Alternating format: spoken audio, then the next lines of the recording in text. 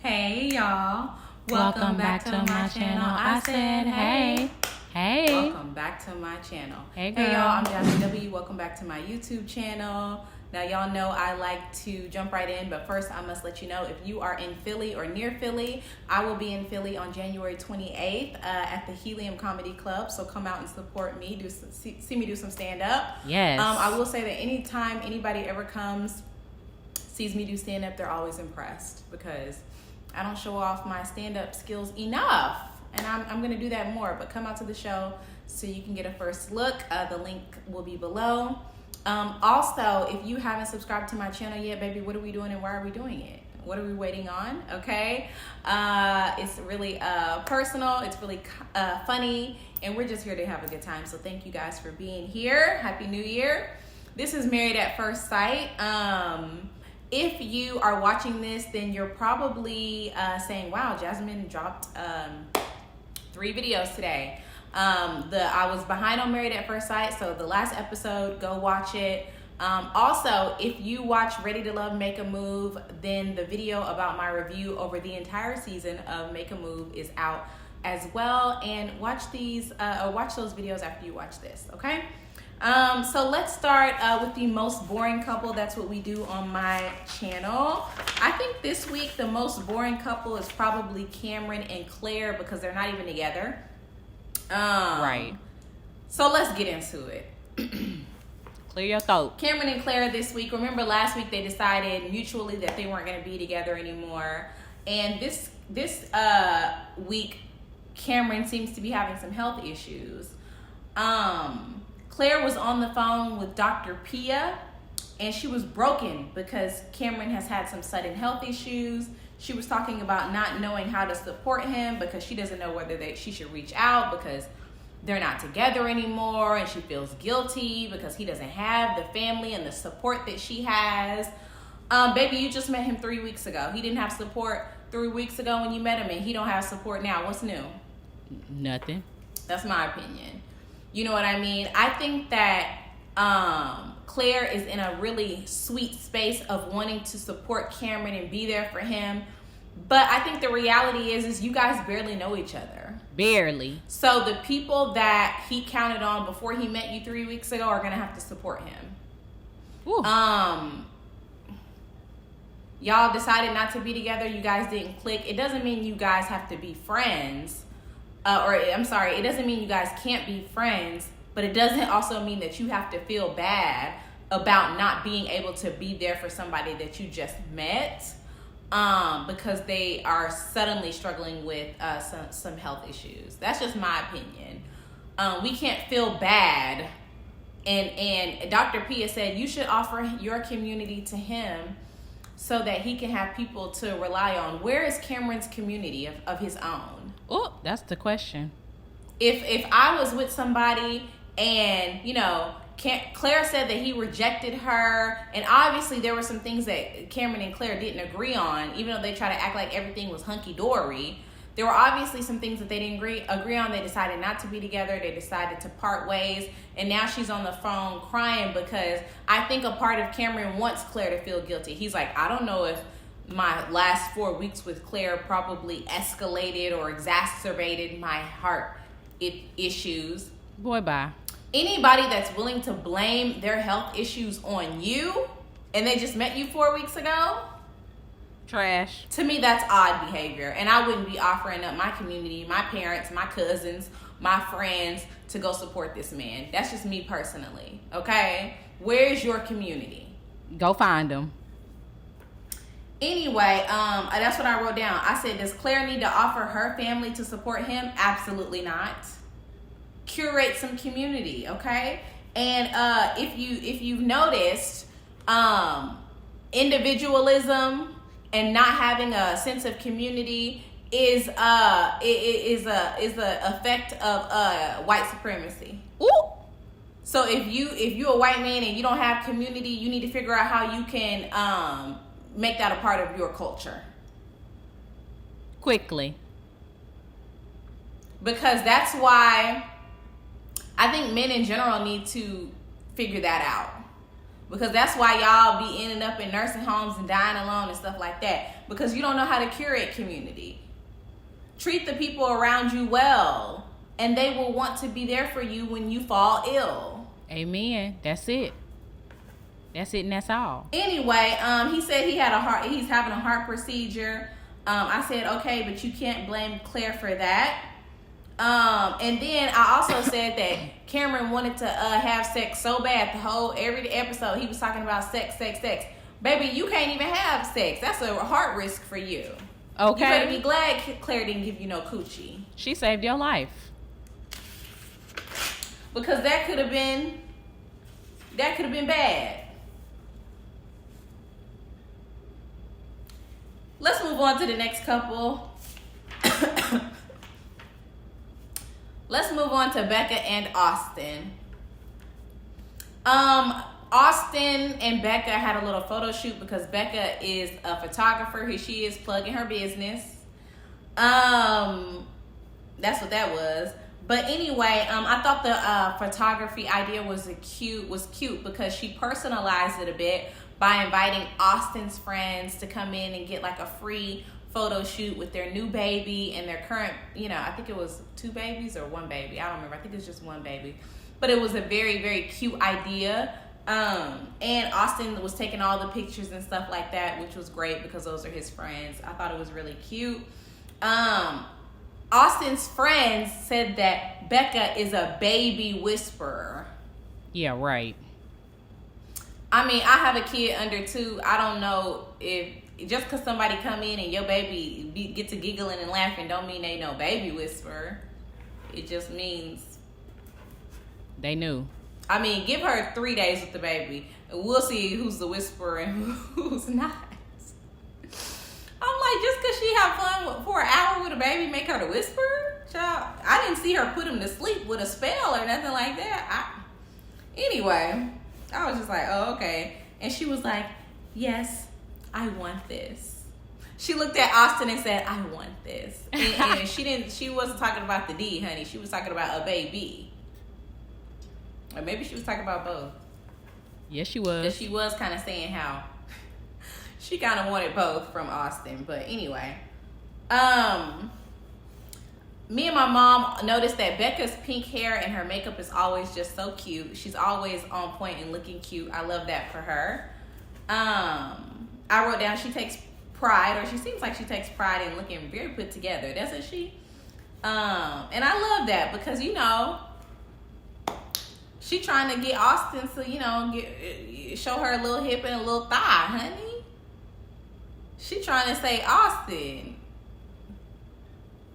come on, baby, come with it. And I ain't even mad at her. Show me the draws. I'm not mad.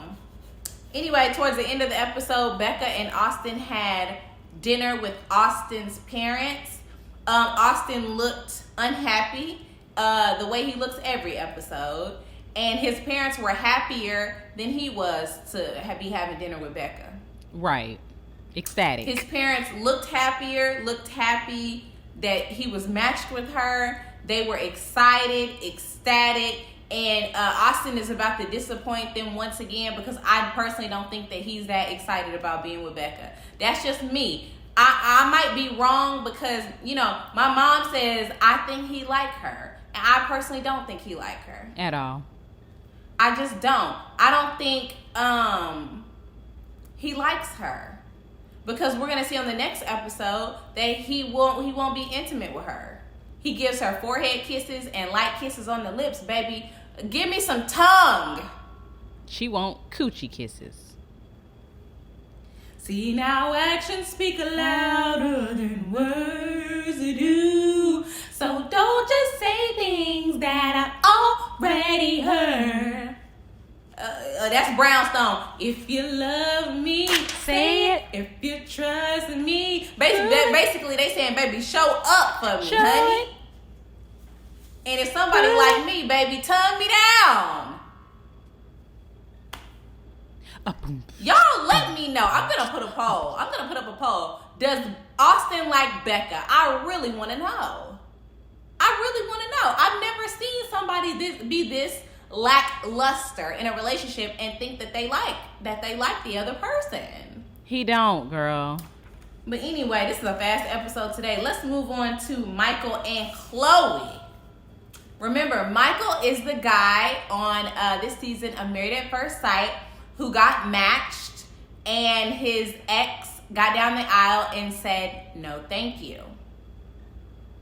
I don't know why my camera is moving like that. I'm using a different setup today. All right, anyway, Michael and Chloe. So Michael, I believe he's Hispanic, and Chloe looks white to me.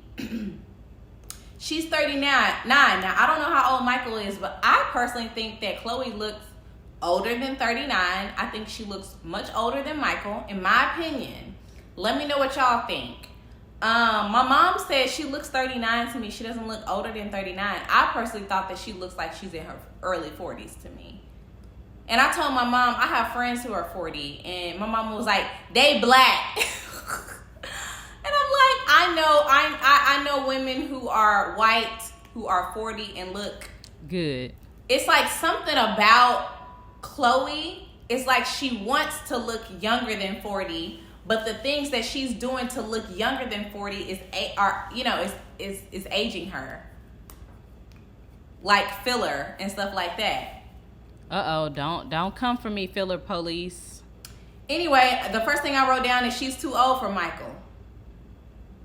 What is going on? Honestly, her personality was very good, very sweet. She seems authentic. She seems excited to be getting married. And to me, I think it would have been great if she would have been matched with a 45-year-old man.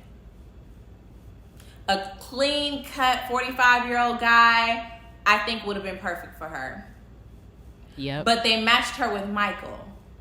They don't even look like a match to me. They don't look like they have similar lifestyles. They don't look like a match to me. But I guess they figure Chloe is given, I'll be with anybody at this point, so they're going to match her with anybody. She says she's single now because she could have had many successful relationships, but she's too picky. She was looking for perfection. Nobody's perfect.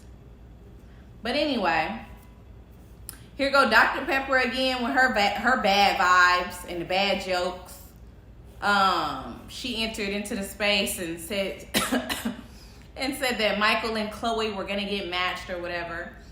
I wrote down Chloe has a little bit too much filler in the cheeks, in my opinion. Allegedly. I've never seen her get filler, but I think she has a little bit too much in the cheeks. I think there's a time and place for filler. I think in your 30s is not the time nor the place. That's just me. At all. I've had friends who've gotten filler and say, I love my filler, da da da da. I say, okay, let's see in 10 years. Because I think filler is like a 45-year-old thing. When you get 45, you start reassessing where you might need to add some volume that you've lost over the years. But in your 30s, you haven't lost any volume yet. You know, well, some people have, but my friends have told me, Jazmyn, I've lost volume. Multiple of my friends, at least 4 of my friends get filler sparingly, you know. But I personally think that y'all haven't lost volume and you would look great without filler. That's just me though. This is just my own personal thing. But I think filler is for your 40s, your 50s, not your 30s. That's why it's called filler. It starts with an F. Girl. I'm just kidding.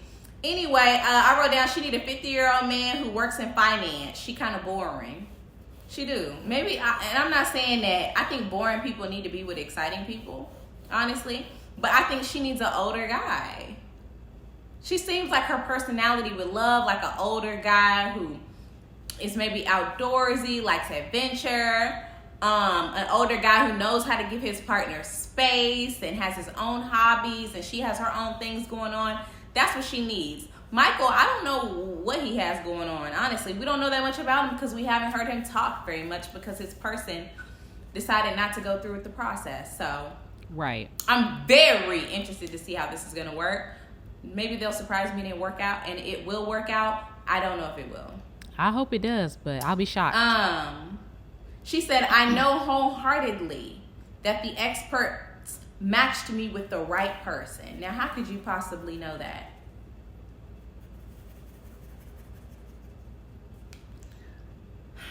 Crickets, crickets, crickets. Anyway, she tried on a couple dresses that she thinks she should get married in. She said she didn't want to do the big pink dress because that would mean the day is all about her and she doesn't want to be selfish. I thought that was a good point of view, especially when you're marrying somebody you don't know. I think if you're marrying somebody who knows you and knows your personality, then a big pink dress would be fine. But if you don't know the person, you might want to tone it down a bit. And she chose the white dress, which I thought was too matriarchal. And I wrote down, again, she needed an older man. Anyway, she said the fact that she's a perfectionist has kept her single for this long. And honestly, a lot of people are looking for the perfect person, and there's no such thing, you know. I think the reality is we all have to settle when it comes to some things, but it just depends on what you're willing to settle for. Sometimes it's something small, and sometimes we settle for big things. What do y'all think? Finally, we're gonna move on to Brennan and the blonde. I don't remember her name. Is it Erica? I don't know, y'all. But Brennan and the blonde. I put this on my Instagram story. Why is the blonde's hair so white? When she sat down with her friend, who was the gorgeous blonde girl that she had a conversation with about their marriage, the juxtaposition between her white Santa Claus hair and this girl's beautiful multi-dimensional caramel colored blondes in her hair was so drastic. The blondes matched her skin tone and brought out the color, what little color she had in her skin. The white hair just made this other girl look red, washed out. It wasn't complimentary. You know what I mean? It's like when you go blonde, you have to find the right blonde for your skin tone. I remember I went blonde one time. I'm going to put a picture in here. But when I went blind twice. And I personally don't think that either time I went blonde, I had the right blonde for my skin. But the second time, which was this was a little bit better. The first time was this. It was not right. I'll have to tell that story another day. This time, it was a little bit better, but I had to go back and have her fix it. I personally just don't know if blonde is for me in general, but, you know. It just never works out. It takes a minute to find your blonde. And this white hair is not it. I asked why it looked like that on Instagram. I said, if you're a colorist or if you are a white woman, please tell me. And all the white women came into my DMs and solved the problem for me. And a lot of them said that it's probably because she does her box color at home. That's why this girl had a very multi-dimensional, beautiful blonde, and she had a white Santa Claus blonde. They said it's because she looks like she just bleaches it. And I said, ding, ding, ding, y'all on to something. A lot of people said that. So thank y'all for that. Anyway. Brennan told his blonde wife that they should focus on being friends. And I don't think he meant for the time being. I think he meant indefinitely. He said he wants to take all the pressure off and be friends. Dr. It was Dr. Pepper was trying to figure out what that meant. He says, I don't know what it means, but I just don't want to make a big deal out of it. He don't know what it means, but that's it. I think that when you're in a relationship with somebody and they tell you don't make a big deal, you're full of drama, stop making a big deal out of it. Don't make a big. They want to shut you up. They want to be able to control the relationship without hearing any back talk from you. Whenever you're expressing yourself to your partner, it's not making a big deal out of anything. Right. It's just expressing yourself. And you should have the right to do that in a relationship, no matter who you are, which partner you are, or whatever. And when somebody says, you know what, this is how I feel, don't make a big deal out of it. They just want you to be quiet. Shut you up. And just roll with it. And sometimes you can't do that. And I don't think the blonde should be rolling with it, but I think she's sort of giving up. Yeah. And good for her if she gives up. Because this guy's just not nice. He's mean. He's an asshole. I wrote down, girl, just say you want a divorce. That's what I would do. Stand up. Give up. Hell. Brennan was asked 5 things he likes about his wife, and he said she's caring and awesome to hang out with. He only named 2. But then he said we have fun together, so that's 3 things. Which was a lie because he don't have fun with her. And the blonde was able to name 5 things about him. And Dr. Pepper encouraged them to try to build an intimate relationship, which they will not be doing because he doesn't want to be intimate with her. He doesn't want a relationship with her. He doesn't want a friendship with her. He's just going through the process until it's over. I don't even think he would hire her as his mechanic.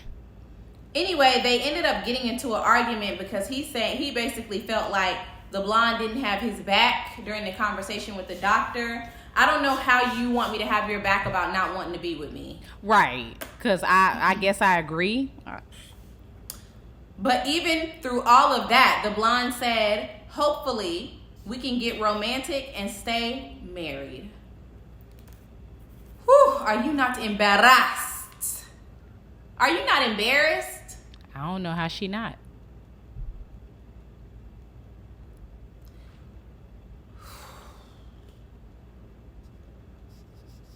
I wrote down, this won't work, Emily. Emily is her name. Are you not embarrassed that you begging this man? She ought to be. Hopefully this will work out. He said he don't want to be with you. He can't name 5 things he likes about you. He said he want to be friends with you. He don't want nothing more. He don't want to be physically intimate with you. He don't even want to be around you. I don't even think he would let you babysit his animals if he went out of town. And he was in a bind. He said, my boundaries are space. When I need space, I don't want to hang out or be around you. And also, I don't want to be around you. Emily said she has daddy issues. He said he's given up on trying to have a relationship with his sister. This man don't like women at all. He don't like his mama. He don't like his sister. He don't like you. I wrote down, Brennan needs therapy. Emily is staying on the show for her host dreams because she said she always wanted to be a host. She always wanted to be on TV. Here's her chance. I wrote down all of the questions when they were in the hot tub were negative. Why the hell were all the questions so damn negative? Can we get some good questions in there too? Of course. I would be frustrated too if everything's negative. I'll say, baby, move these questions to the side. We don't have to answer these no more. Let's talk about what we like to do for fun. Right. Because why are all the questions negative? Tell me about your trauma. Tell me about a time when somebody stabbed you. Tell me about a time where you hated somebody's guts and they hated your guts. Tell me about a time where you was broke, sad, dusty. Well, what? Why are all the questions so negative? My goodness. Anyway, by the end of it, Emily started talking back to Brennan, and I wrote down, I'm glad she's talking back to him. If it was me, I probably would have left him in the hot tub by himself once he started getting the attitude. Period. I don't know why she's still asking questions and answering questions when she sees that he's irritated. It's almost like, I don't know if it's her not picking up on social cues.